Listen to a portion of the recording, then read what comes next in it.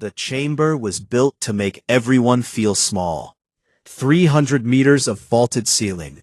Black stone benches carved from a single asteroid.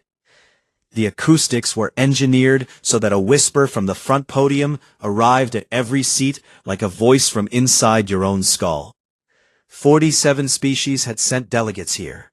47 species sat now in that specific kind of silence that only exists when something historic is about to happen. And everyone knows it, and nobody wants to be the one who breathes too loud.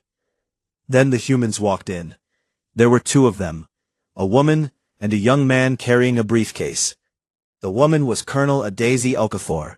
She was Nigerian-born, third-generation military, and she walked like someone who had already been in this exact argument 17 times and found it exhausting each time. She sat down at the defendant's table, looked briefly around the room, and opened a thermos of coffee. The chamber watched this, the way you watch someone start eating at a funeral. High Arbiter Verit Sul cleared his throat. He was a tall species, the Veth, 2.5 meters of pale gray skin, and eyes that sat too far apart on his face to feel comfortable looking at directly. He had presided over this tribunal for 60 years. He had never seen a defendant bring a hot beverage. He decided to proceed. Colonel Okafor. His voice came out of every corner of the room at once. The Galactic Compact's War Ethics Tribunal is now in session. Earth's 14th Expeditionary Force stands accused of multiple violations of the Lex Bellum Universalis, the Universal Combat Accords, during active operations in the Karath sector over the past 11 months. He paused. Do you understand the nature of these proceedings? I do. Then we will begin with the charges. The first charge was the use of non-combatants in a war zone. The Accords were very clear on this. Any individual without a registered combat designation was a protected class, untouchable.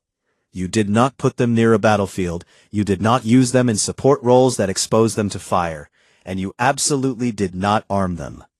The humans had sent medics into active combat zones. Medics who were, according to the Compact's observers, carrying weapons. 3 of them had engaged enemy forces directly. The Kethvi delegate, Elder Soroth, had 8 limbs and the kind of stillness that very old soldiers develop when they stop needing to perform being calm. He watched Okafor as the charge was read. She did not react. The second charge was deception at scale.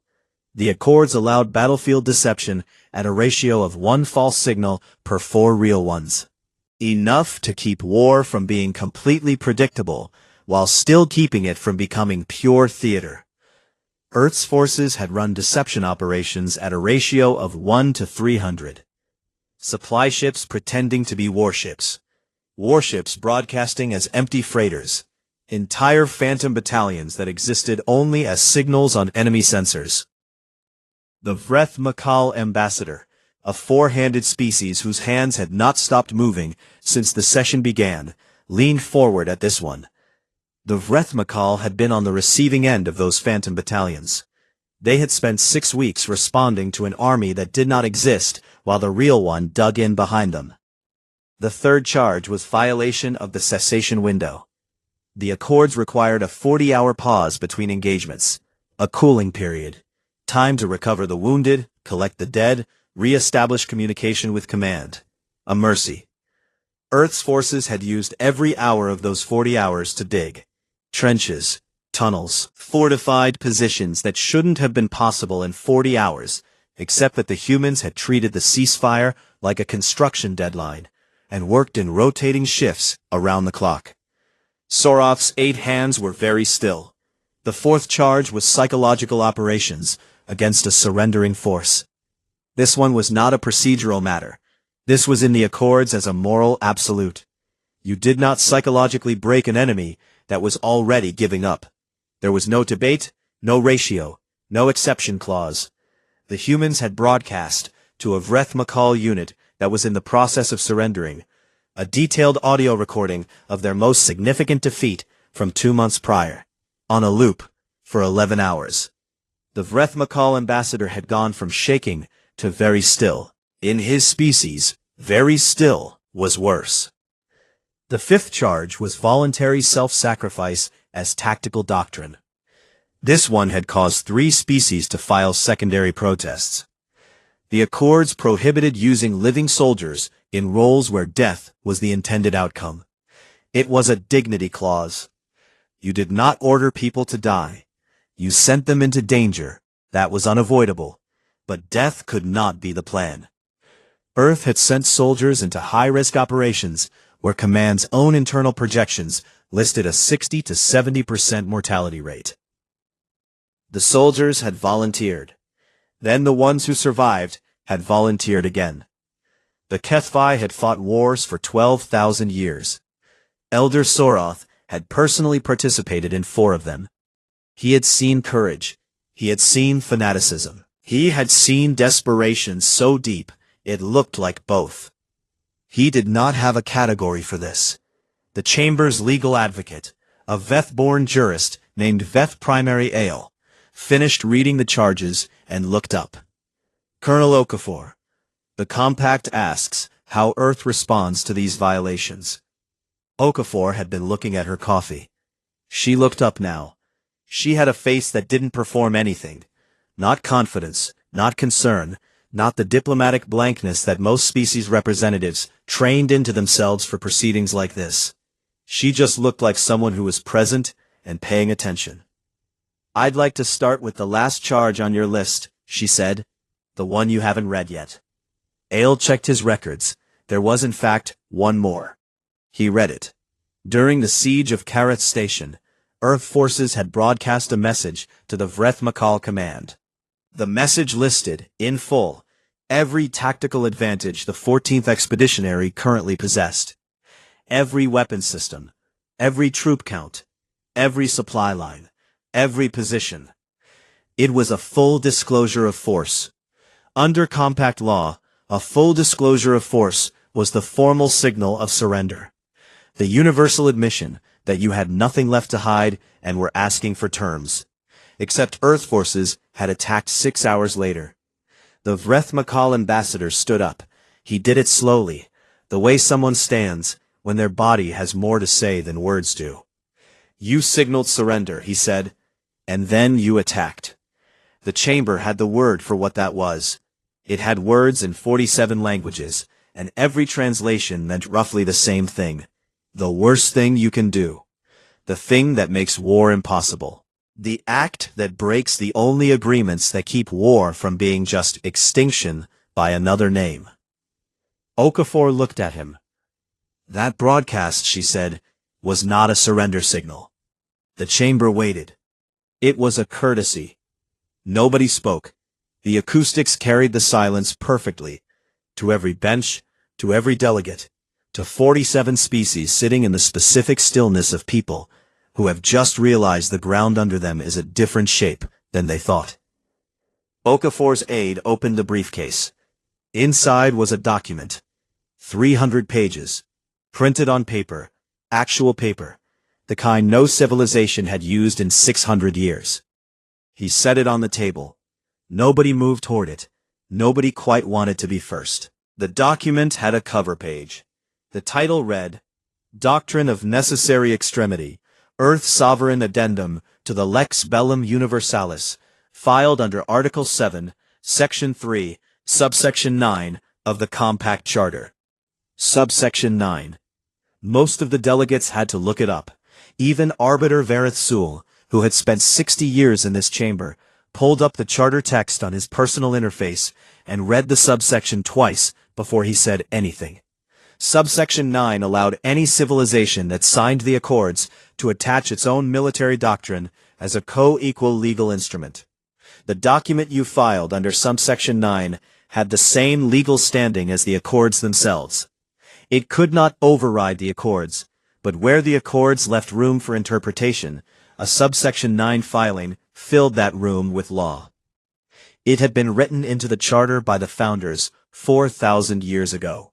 Something for older civilizations whose war traditions predated the Accords and needed a formal way to bridge the gap. No one had ever used it for anything significant. The founders had assumed Any civilization new enough to the compact would take time to understand its laws before trying to work within them. The filing timestamp on Earth's doctrine of necessary extremity was 11 days after humanity signed the Accords.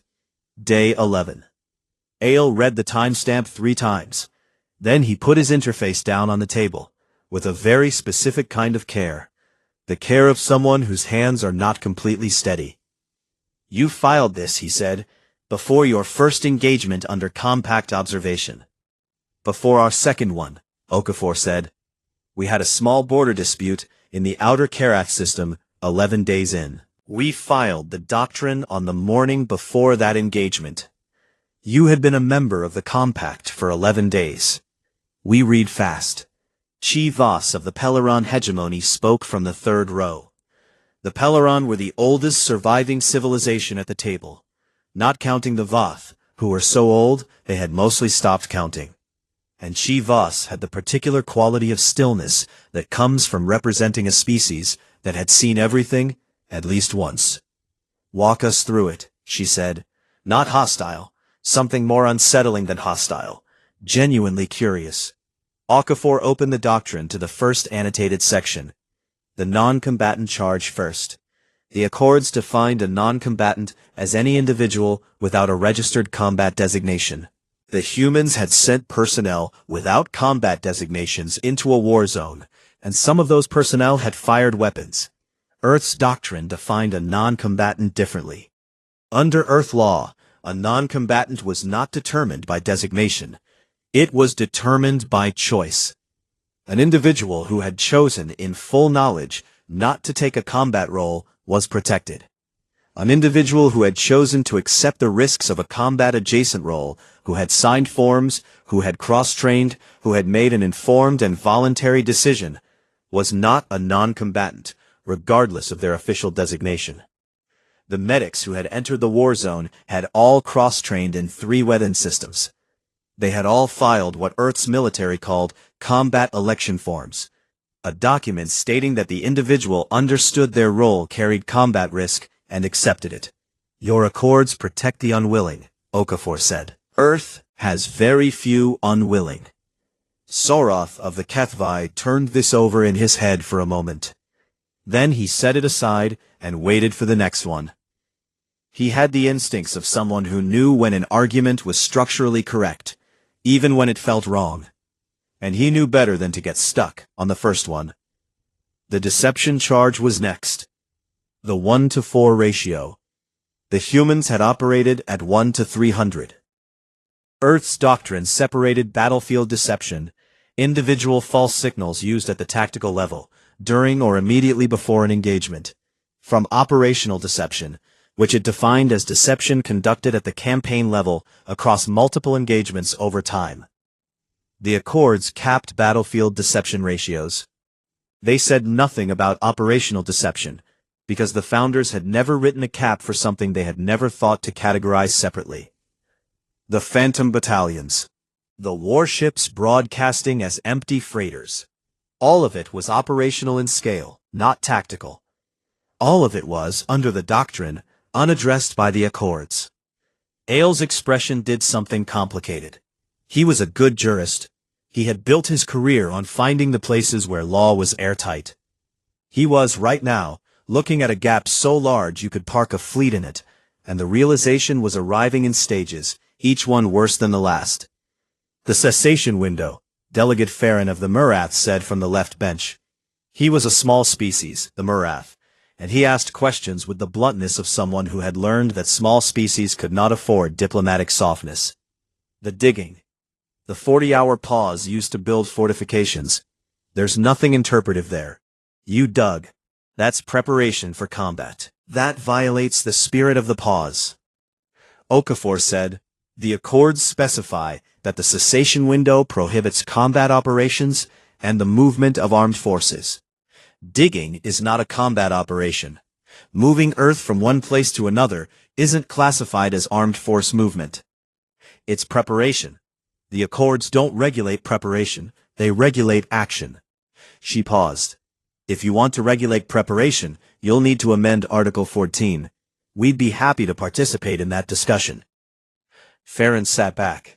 The Vreth Makal ambassador, his name was Garret, Okafor had made a point of learning it before she walked into this chamber, had been listening without speaking. Now he spoke. The psychological operations, he said, against my soldiers, who were surrendering. This one Okafor had not interrupted during the reading. She did not interrupt now. She let him finish. Your forces played recordings of their worst defeat on a loop for 11 hours while they were trying to surrender. Whatever legal argument you make, whatever the doctrine says, tell me how that is anything other than cruelty. The room was quiet. Okafor looked at him steadily. It isn't, she said. A pause that landed like a stone in still water. The doctrine doesn't make an argument for that action. That was a field decision made by a commanding officer under conditions I was not present for. If your government wants to file a separate conduct complaint against that officer, we will not contest it. Garret looked at her for a long time. Something shifted in his face. Not relief, not satisfaction. Something more like the expression of a person who expected a wall and found a door, and wasn't sure yet what was on the other side. Shivas came back to the one everyone was circling. The broadcast, she said, the full disclosure. You signaled surrender and attacked. The doctrine cannot redefine surrender signals. Those are compact-wide protocol, not subject to individual interpretation. We didn't interpret it as a surrender signal, Okafor said. We didn't know it was one. The chamber did something that had no clean name. It collectively held a thought at arm's length and examined it. You claimed ignorance, Ale said slowly. We documented it, in real time. Internal communications, time-stamped, showing that command had not been briefed on Vreth Makal full disclosure protocol, and believed the broadcast was a battle declaration. She turned a page in the doctrine. The Accords require that a surrender signal be recognized as such. You cannot respond to an unrecognized signal. We have documentation that it was not recognized. You had been in contact with the Vreth Makal for 14 months, Chivas said. Yes. 14 months is enough time to learn surrender protocols. It should be, Okafor agreed. She didn't say anything else. She didn't need to. The gap between should be and was sat in the room like furniture. Ale stood. He was a good jurist. He knew what was coming before he said it, and he said it anyway because it was the right question. This doctrine, he said, you filed it on day 11. You had been a member of the compact for 11 days. You had no experience of combat under compact law, no history of violations to respond to, no cases to learn from. He looked at the document on the table. Which means you didn't write this in response to anything that happened. You wrote it before anything happened. You read the Accords. And you saw, in advance, every place where you would need protection. Which means you knew, before you ever fought a single battle, under compact observation, exactly how you were going to fight them. He looked up. You knew you would fight this way, and you signed the Accords anyway. The chamber waited. Okafor had not reached for her coffee in the last 40 minutes. She reached for it now, took a slow sip, and set it back down. We knew how we fight, she said. Yes. Then the document isn't a legal defense. It's a confession that was filed before the crime. The word crime landed hard. It was the best point anyone had made in 2 days. Okafor looked at him with something that wasn't quite warmth, and wasn't quite anything else that had a simple name. That, she said, is an interesting way to look at it. She folded her hands on the table. We'd like to suggest another one. Day 2. The chamber looked the same. The black stone benches, the impossible ceiling, the acoustics that made every word feel like it was being said directly into your ear by someone you couldn't quite see. But the room had a different weather to it now. Day 1. 47 species had come here to correct something. A young civilization had misbehaved. The Accords existed precisely for moments like this. A formal structure that said, this is how war works, and these are the consequences when you decide it doesn't apply to you. Day 2. 47 species were sitting with the slow and uncomfortable feeling of people who have picked up what they thought was a simple stone and found it heavier than it had any right to be. Nobody said this out loud. They didn't have to. Okafor arrived at the same time as the previous morning. Same thermos, same aide, with the same briefcase. She sat down, checked something on her personal interface, and waited. Saroth of the Kethvi had been in the chamber for an hour before the session started. Just sitting, thinking. 8 hands, very still. He spoke first when Arbiter Vareth Sul opened proceedings. Article 17, he said. He had a voice that made other sounds in the room briefly seem unnecessary. I want to address Article 17. Article 17 was the Dignity Clause. The one that said you did not send soldiers into roles where death was the plan. The one that had caused 3 separate secondary protests. The one that the Kethvi, who had been fighting wars since before humans had discovered fire, had co-authored 4,000 years ago. Article 17, Saroth said, prohibits the use of living combatants in suicidal tactical roles. The humans sent soldiers into operations where their own command projected 60 to 70% mortality rates. This isn't a definitional argument. This is a moral one.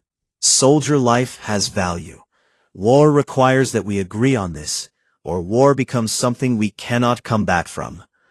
He looked at Okafor. No legal document changes that. Okafor looked back at him. Define suicidal, she said. Saroth did not expect this. He had been a soldier for longer than Earth had been a spacefaring civilization. He had not expected to be asked to define a word he had used for 12,000 years. A role, he said slowly, where death is intended or expected. Saroth stopped. They're the same. They aren't. Her voice was patient, not the patience of someone who is performing patience. The patience of someone who has actually thought this through and found a place to stand on it. Intention means death is the goal. Expected means probability suggests it's likely. Those are different things. At 60 to 70% mortality, our soldiers knew the numbers. They volunteered anyway. They didn't volunteer to die. They volunteered to do the job, knowing dying was the probable cost. That's not the same as intending to die. And every one of them who came back and volunteered for the next operation. The chamber was quiet enough that you could hear the ventilation system, which nobody had noticed before. Your article says, intended. Okafor opened the doctrine to the annotated section. Ours says these soldiers did not intend to die. The documentation supports this. Their mission objectives were not death. Death was the statistical probability they accepted in pursuit of the objective. She looked at Saroth directly.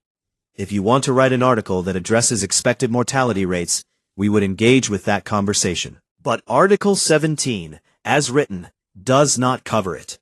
Saroth sat back. He did not argue. This was notable. He was not a man, not a being, who surrendered arguments easily. But he recognized a structurally correct position when he heard one, even when it made him feel like the floor had quietly shifted. He looked away. For the first time in the proceedings, he looked away. Ale Primary, the Compact's chief advocate, had been waiting for this moment. He had been building toward it since yesterday. He stood now, and he stood the way a person stands when they're about to say the thing they've saved. The doctrine itself, he said, let's return to it. He looked at the document on the table. Filed 11 days after signing, before any violations, before any combat history under compact law, before any of the incidents we're currently discussing had occurred.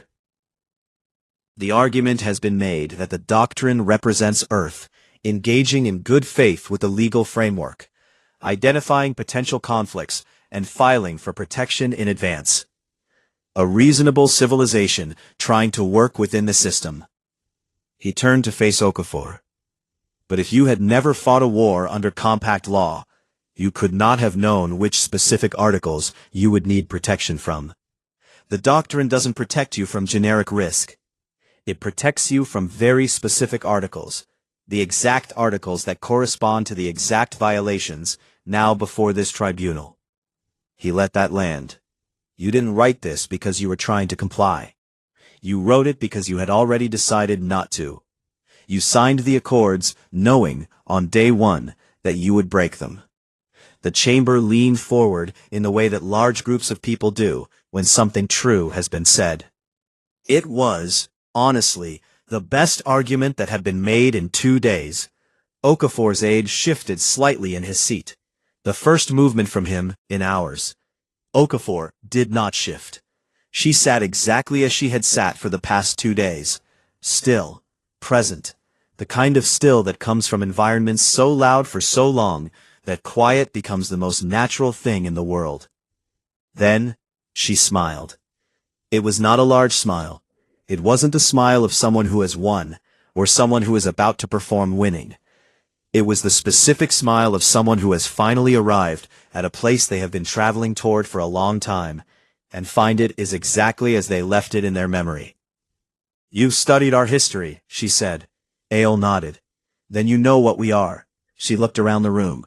All of it. The 47 species, the black stone, the ceiling 300 meters up. We are the only species in this compact whose first tool was a weapon. Whose first organized activity, the very first thing our ancestors did when they found each other on a shared piece of land, was fight over it.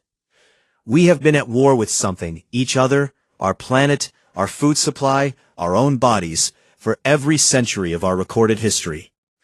The room listened. We didn't draft the doctrine because we planned to violate your accords. We drafted it because we read your accords and we recognized them. She looked at Ael. Every prohibition in that document, every banned tactic, every restricted doctrine, we've used them, all of them. At some point in our history, on our own planet, fighting each other, some group of humans found that tactic necessary. And then later, after enough time, after enough bodies, we decided the necessity wasn't worth it, and we wrote laws against it. She picked up the doctrine. These are your laws, but the things they prohibit, we invented most of them. We didn't need to study your accords to know what was in them. We just needed to recognize the shape of it. She set it back down. We weren't signing a foreign document. We were reading a translation of something we'd already written for ourselves and then forgotten. She looked at Ael. You asked how we knew on day 11 exactly which articles we needed protection from. We knew because we wrote the first version of those articles. In blood. Long before you did. The silence that followed was a different kind of silence from any that had come before it. Soroth was looking at the document. He had been a soldier for 12,000 years. He had fought with weapons, and with words, and with long silences in cold rooms. He knew what it felt like when the shape of something changed without moving. The doctrine was the same document it had been yesterday. It was a completely different object. Chi Voss of the Pelorond spoke very quietly. You're saying you recognize the accords because your own history produced the same prohibitions. I'm saying the things your accords prohibit aren't prohibited because they don't work, Okafor said. They're prohibited because they work very well, and the cost of using them is something you can't pay and stay whole. She looked at the room. You all know that. You wrote the accords because you know that. We know it too. A pause. We just learned it more recently. Arbiter Verith Sul called for the vote 2 hours later. 44-3 in favor of dismissal. The 3 who voted against were not disputing the legal argument. They were sitting with the thing the legal argument meant. That the accords were not an invention. They were a scar. And the species sitting at the defendant's table had just quietly shown every civilization in the room theirs. The scars were the same shape. Nobody had expected that. The dismissal of all charges took 11 minutes to formalize. The emergency session that followed took 6 hours. Nobody invited Earth. Okafor and her aide were shown to an anteroom on the eastern side of the station, a waiting room, comfortable enough, with a long window facing out into station orbit.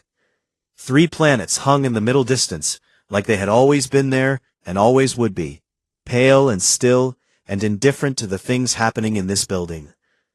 Her aide, Lieutenant Emeka Easy sat down and opened his interface. He was 26 years old and very good at his job, which in this context meant he sat quietly and did not ask how she was feeling. She stood at the window. Inside the main chamber, 47 species were having a conversation that had no official agenda. This was notable. The compact's deliberative body had operated by formal agenda for 4,000 years. Agenda was one of the things that separated organized civilization from a group of frightened beings in a room. Tonight they were frightened beings in a room. Soroth of the Kethvi spoke first. He usually did, in situations like this. Not because the Kethvi had the most political weight, the Peloran did, formally, but because Soroth had a quality that most beings in positions of power spent their entire careers trying to fake. He said the thing that was actually true, in the words it actually needed. "We have to talk about what the document means," he said. Chivos looked at him. "Legally the case is—" "Not legally." He cut her off clean. "Not unkindly. We know what it means legally. The charges were dismissed. The doctrine holds. That's finished." He looked around the room. "I mean, what the document means." Nobody asked him to explain. They had been sitting with it for 2 days, and some of them had been trying very hard not to look directly at it. "The Accords prohibit 42 categories of tactics," Soroth said. "Every species in this room helped draft those prohibitions. The prohibitions exist because at some point in our histories, we used those tactics. And then we stopped. And then we decided that stopping should be a rule, not just a choice." He paused. "Earth's doctrine identifies every one of those 42 categories, and files protective documentation for each of them." He let that sit. They recognized all 42. Delegate Farron of the Murats said, "They're a young civilization. They may have developed some of the same." "All 42, Soroth said again. "Not most of them. Not a significant number. All of them. Every tactic this compact has ever decided was too costly to keep using. The humans found necessary at some point in their history on a single planet, fighting each other." He looked at the table. "We spread our wars across star systems. They fought theirs on one world. And they still found the same places we found, made the same choices, paid the same costs." Chivas was quiet for a long time. The Peloran had been a peace civilization for 2,000 years. They had art and philosophy and the most sophisticated diplomatic tradition in the compact. They also had, in their oldest military archives, records of a period they called the Long Burning. 400 years during which the Peloran had done things to each other that they now did not teach in schools, except as the reason the Accords were necessary. Chivas knew those archives. She had read them once, when she was young, and thought she needed to understand what she was preventing. She had not read them again. "They're us," she said, 4,000 years ago. "Perhaps 3, said Elder Magistrate Corin of the Vath Dominion. He was the oldest being in the room, from the oldest civilization, and he spoke rarely enough that when he spoke, people rearranged themselves slightly to hear better. My people were something similar 2,000 years before that. We don't speak about it, and I think possibly that has been a mistake." The room did something quiet and collective that had no good word for it. "They will grow out of it," Corin said. "Given time and reason and the proper structures, every civilization here has grown out of it. The Accords are part of that structure." He looked around the table. "The doctrine suggests that Earth understands this. They read our moral framework. They engaged with it. They built a legal bridge between what they are now and what the Accords ask them to become." Garret of the Vreth Makal had not spoken yet. He was thinking about a broadcast, about the 11 hours of recordings played to his soldiers while they tried to surrender, about the response he had given when Okafor, against everyone's expectations, had not defended it. She had said that was wrong, and we won't contest a conduct complaint. She hadn't needed to say that. The doctrine gave her enough cover to argue almost anything. She had said it anyway. The question that concerns me, Garrett said, is not whether they will change. I believe they will. The question is what we do in the time between now and then. He looked at Soroth. They are very effective at war. More effective than any new compact member in living memory. And they are still, by their own admission, operating by a doctrine that we have collectively decided is too costly. Yes, Soroth said. That is a danger. Yes, Soroth said again. He did not seem troubled by agreeing with this. They are a danger. A contained one currently. A manageable one, if we're thoughtful. He folded two of his hands on the table. Every species in this room was a danger once. Some of us required containment. Some of us required time. Some of us required loss. He looked at Garrett. You fought them for 11 months and came to a tribunal to file charges. You did not try to end them. That suggests you believe they can be managed too. Garrett did not answer immediately. I believe they can be talked to, he said finally. That's rarer than being manageable. In the anteroom, Okafor was still at the window. She had been standing there for 2 hours. Eze had stopped pretending to work on his interface and was looking at the same 3 planets she was looking at. Because after a while, the silence had that quality where the thing to do was just be in it. Do you think they're angry? He asked. Okafor thought about the session. About Soroth's 8 hands going still when the argument landed. About Chivas's voice going quiet at exactly the moments when quiet meant she was actually thinking, rather than performing thinking. About Garrett staying at the table when by rights he had every reason to leave. No, she said. Eze waited. The good kind. She looked at the 3 planets. The kind that means you're taking something seriously. Her notification screen lit up. The formal dismissal. They were free to leave. Eze sat up. Should we? Get me a refill first, she said. She kept looking at the planets. She had been a soldier for 22 years. She had been in enough rooms where the outcome mattered to know when a room had shifted in the right direction. And she had learned a long time ago that the right direction was not always the one that felt like winning. The chamber behind her was full of species sitting with a mirror they hadn't asked to look into. She understood the feeling. Earth had been looking into it for centuries and still hadn't figured out everything it saw. That was the thing nobody outside seemed to understand. The document on the table, all 300 pages of it, wasn't confidence. It wasn't aggression. It wasn't the record of the species that had decided the rules didn't apply to them. It was a map of everywhere they had already been. And a very honest accounting of how far they still had to go. 3 months later, Earth was invited back. Not to the main chamber. Not to the obsidian benches and the 300-meter ceiling. To a working room on the station's lower level. The kind of room that does the real business of any institution. The kind with bad lighting and a table covered in papers and the specific smell of beings who have been in the same space for too long, trying to solve something. 6 chairs. No ceremony. A water dispenser in the corner that made a sound like a question every time someone used it. Okafor arrived alone this time. She had not brought Eze. She had not brought the briefcase. She sat down across from Soroth of the Ketfi, who had brought Elder of Treaties Vosh and 1 aide. Chivas of the Peleron was there, with 2 junior delegates. Garrett of the Vreth Makal, and sent a single representative. His name was Arak. Okafor had read his file 3 times on the transport over. She found him interesting, in the way she found most competent soldiers interesting, with respect and the quiet habit of already thinking 2 moves ahead. Soroth opened. We've been reviewing the Lex Bellum Universalis, he said. Formally, for the first time in 600 years, the review was triggered by the tribunal. By the doctrine, Chivas said. She was more precise than Soroth in this room, without the chamber's acoustics making every word feel larger than it was. Specifically, by what the doctrine identified. Okafor waited.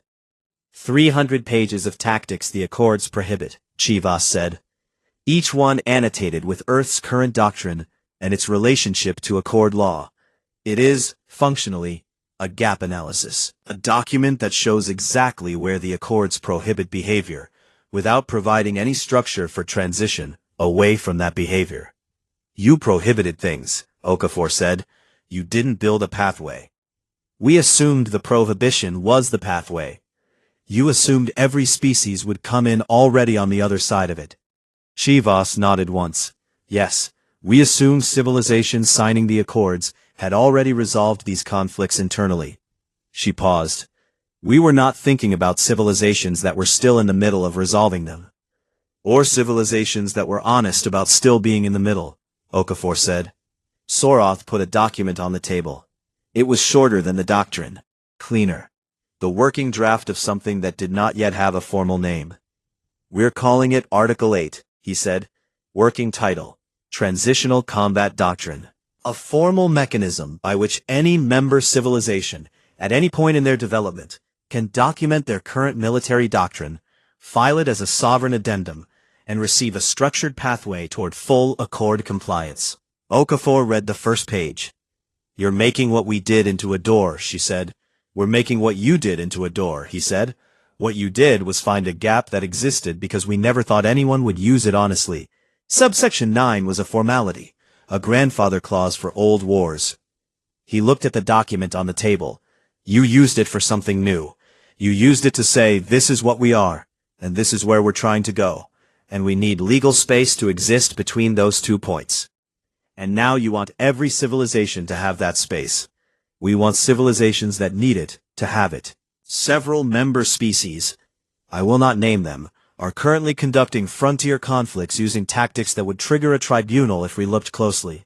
They haven't been brought here because looking closely has not been politically convenient. A pause.